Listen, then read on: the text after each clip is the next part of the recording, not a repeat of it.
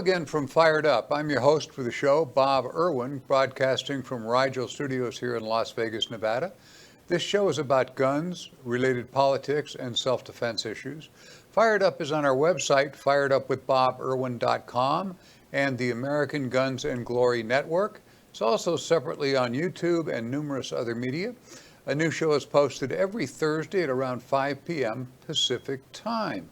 Our audio feed is rebroadcast for radio listeners. That's on Saturdays at noon on the Nevada Talk Network.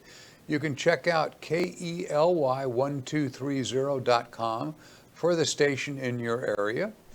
If you have questions or comments, you can send an email to me at bob@firedupmail.com. Again, that's bob@firedupmail.com. Or leave a message on my office recorder, 702-257-1060. That's 702-257-1060. If you leave contact information, I'll respond by email, text, or telephone. Questions directed to my guests will be forwarded.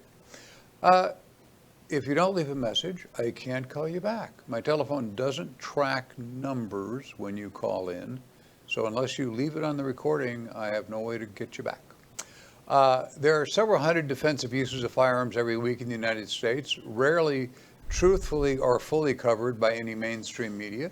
We always present a few of those for our listeners' education. Most are good shootings, some are questionable, sometimes they're just wrong, but they're all educational to those of you who carry a firearm all the time or have one in your home for self-defense. Individual incidents are always generally adjudicated under local law, so the advice given here might not apply to listeners in different jurisdictions. And more importantly, stories are paraphrased for clarity by translation by me from police jargon, what I call lawyer speak, and regional accents back into American English. The incidents are as reported, except the names of the participants are omitted. My guest today is retired Police Sergeant Michael K. Bunker. Mike, a bit of your background, if you would.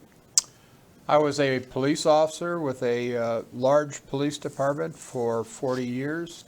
During that time, I worked uniform patrol. Uniform patrol is a sergeant. I worked as a sergeant in narcotics, general assignment at night, which basically means we investigated or responded to all crimes of violence, serious felonies like robberies, burglaries, battery with great bodily harm. And my last assignment was organized crime, the Organized Crime Bureau. There's organized crime in Las Vegas? Hard to believe. This first story comes from WSB-TV2 in Atlanta and the Atlanta Journal-Constitution, both reported on March 20 this year in 2020. In Buckhead, Georgia, a shooting took place in the early afternoon at a Shell gas station along Powers Ferry Road at Roswell Road. The Atlanta police said an SUV with 3 men inside pulled up next to a Mercedes at a gas station as the owner was filling up. That's when police said one of the men from the SUV got out and tried to steal the car. Police said a nearby witness saw what was occurring, approached to intervene, and was fired upon by one of the suspects that was attempting to hijack the sedan. He returned fire, shooting the man trying to steal the car. The SUV then took off from the gas station. The witness stayed at the scene and spoke with police. The wounded would-be carjacker was taken to Grady Memorial Hospital with a gunshot injury to his head. He was reported to be in critical condition. Investigators say the intervening witness will not be charged.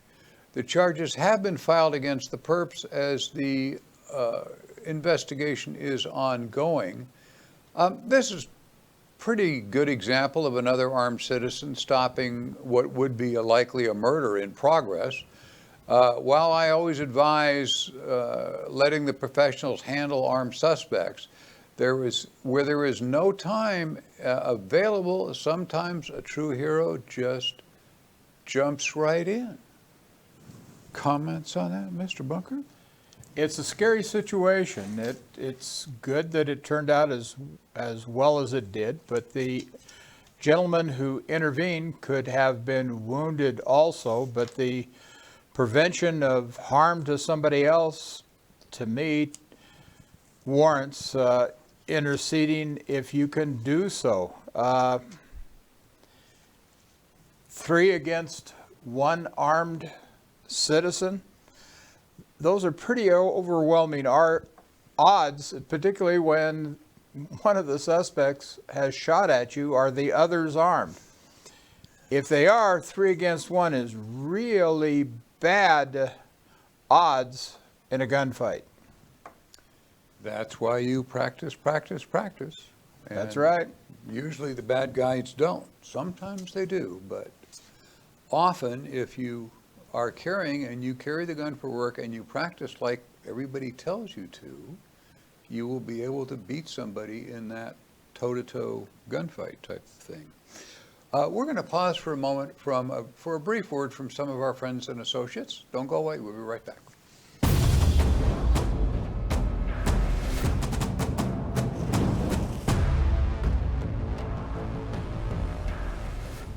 Freestyle Martial Arts, located at Jones and Russell here in Las Vegas. You can reach them at 702-551-9009. That's 702-551-9009.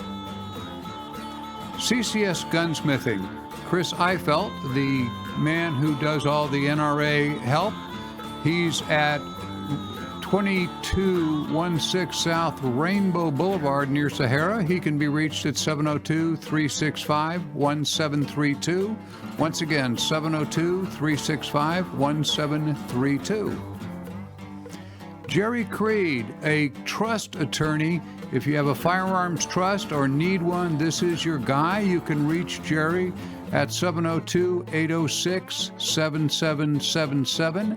That is 702-806-7777. CCW Maggie is found all over the internet. You can reach her by phone at 702-375-5900. That's 702-375-5900. All sorts of firearms training, ladies only classes. She is the best of the best. Call CCW Maggie.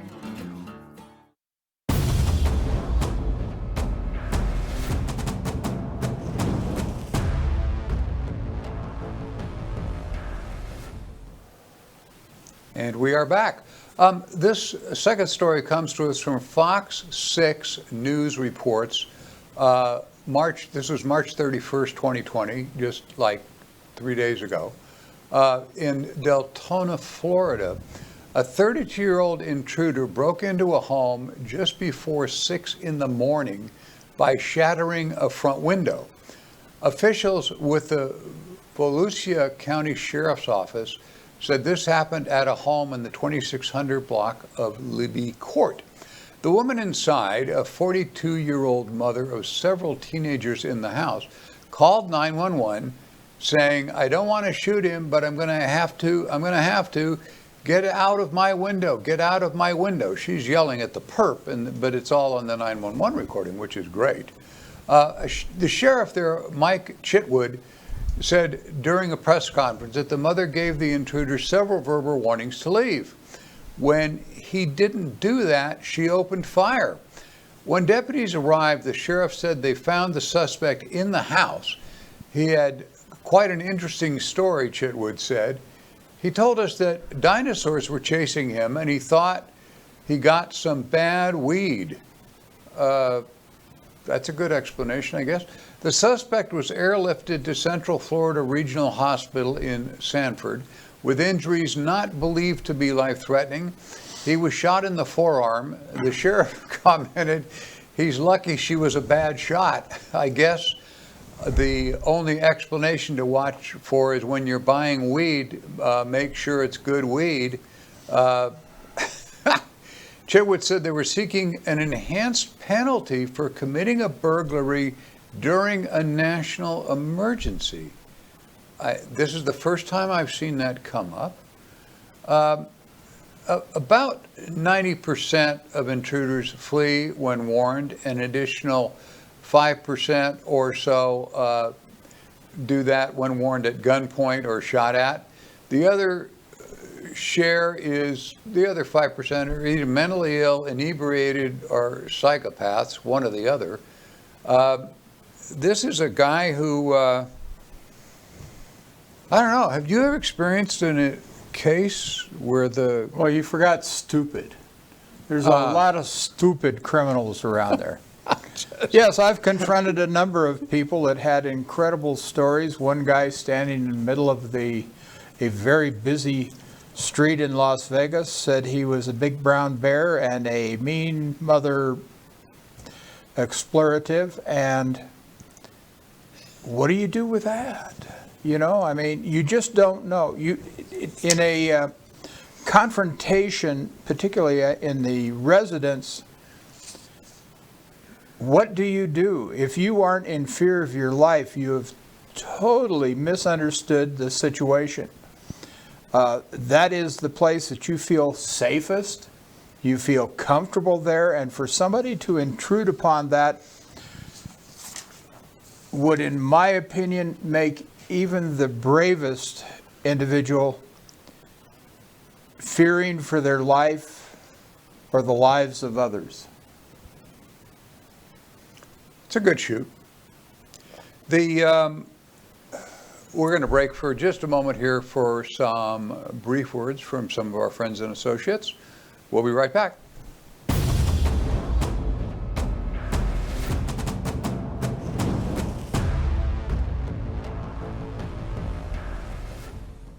Attorney Donald J. Green, a common guest of mine on Fired Up. He can be reached at 702-409-8239. He specializes in gun case litigation. He is your man. Don Green, 702-409-8239. At Ricardo's Restaurant, where you'll usually find me eating lunch every day if I can get there, they're at the corner of Flamingo and Decatur here in Las Vegas. You can reach them at 702-227-9100. That's 702-227-9100. And Battlefield Vegas, my new kind of home for this show. They're on Circus Drive, directly behind the Circus Hotel and Casino. You can find them there with CCW classes and an amazing place for gun rentals, everything you could possibly imagine. Check out, if you're in town as a tourist, check out battlefieldvegas.com.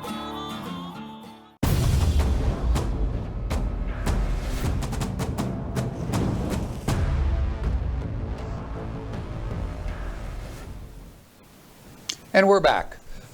This final story is kind of neat. This is, well, they're all neat, but this was from WFMZ TV 69, reported on March 19, 2020. That's very recently, in Norristown, Pennsylvania.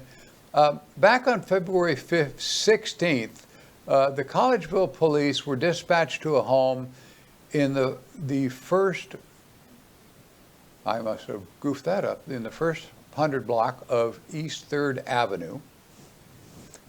I was writing this in a hurry this morning, folks, of East 3rd Avenue, about 11:30 a.m. To investigate a shooting report. Officers arrived to find a 55-year-old armed suspect shot dead at the bottom of the stairs inside a home. The investigation by police and county detectives revealed that the suspect had forced his way inside by breaking the front door. Investigators say the resident was armed with a Smith & Wesson .357 revolver, which authorities recovered the night of the shooting. At the bottom of the stairs, the intruder pointed his gun at the resident, confronting him from the top of the stairs. Investigators said there was also a woman at the top of the stairs. The resident fired several shots at the intruder. Montgomery County District Attorney's Office has ruled the resident was justified in using deadly force to protect himself against an armed intruder. That's good. District Attorney Kevin Steele announced Thursday that criminal charges are not warranted in connection with the shooting death of the 55-year-old intruder. Steele said the evidence shows that the shooter acted reasonably and with proper justification in his use of deadly force. The DA added, in plain language, this is a justified shooting under the Castle Doctrine since all necessary elements were met. Someone broke into the residence, which is a felony. The intruder was brandishing a firearm that was pointed at the occupant, leading him to believe that his or other lives were in danger, and the shooter did not provoke the encounter that led up to the slaying. I wanted to leave that in because that's just a great definition of general self-defense laws. You didn't provoke it, and you're there. Authorities would not be naming or releasing the name of the shooter because he was not charged with a crime. So, oh, and there was one note on the bottom. Toxicology test showed alcohol and drugs in the deceased intruder's system. There's a surprise. He was. My initial comment reading this was, imagine the results if this household had not been armed.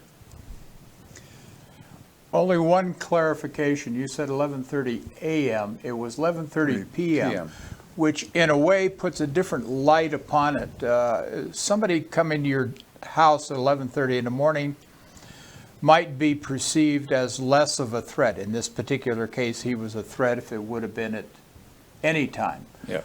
But particularly late at night, somebody coming into your residence adds an added level of apprehension and fear in any foreseeable circumstances. And a good shooting couldn't be any better.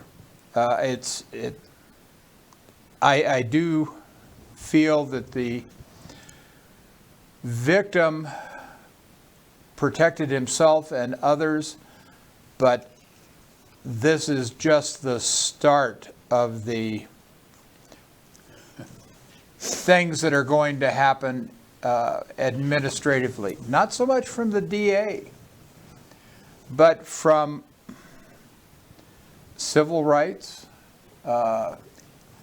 You can count on the fact that the bad guy has got loved ones who will say that he was just the pillar of the community, a wonderful person, happy, easy to get along with, and could not possibly, he would have not done this except for the fact that he was under the influence of alcohol, regardless of how he got under the influence of alcohol. Civil suits are terrible to deal with because this guy who did the right thing is going to have to defend himself, and that's going to cost money. Well, the first thing, I'm sure the lawsuit lawyers are, as I generally refer to them now, they're going to look at if he had a criminal history, but they mentioned in police reports he was on drugs and he was drunk. And if he was inebriated, who allowed him to get that drunk? Who sold him the bottle of liquor? I'm sure that it is one of his associates that held a dangerous instrument upon him and forced him to drink. That the precipitation was involuntary as far as the consumption of alcohol. That person is to be named at a later date in the civil proceedings. Well, it will. I mean, what the point Mike is making is that whenever you're involved in a shooting, and this shooting is about as clean as they can possibly get, and the DA said as much very clearly. So no criminal charges are going to be brought because the DA is the guy that can bring the criminal charges, and he said there aren't any. But the lawsuit lawyers will look at that and who is responsible for the guy getting the drugs or over drinking, if he did it at a bar nearby, if he was They're going to trace the previous 2-3 hours of his life down to minuscule stuff to discover somebody is responsible. It's never always just the guy. It's whoever had contact with him. Somebody that just saw him walking down the street drunk and didn't call the police. Say, there's a drunk guy walking by the street here. Is that guy responsible for this? Can he be sued? Sure. As I often say, this is America. Anybody can sue anybody for anything at any time. We are.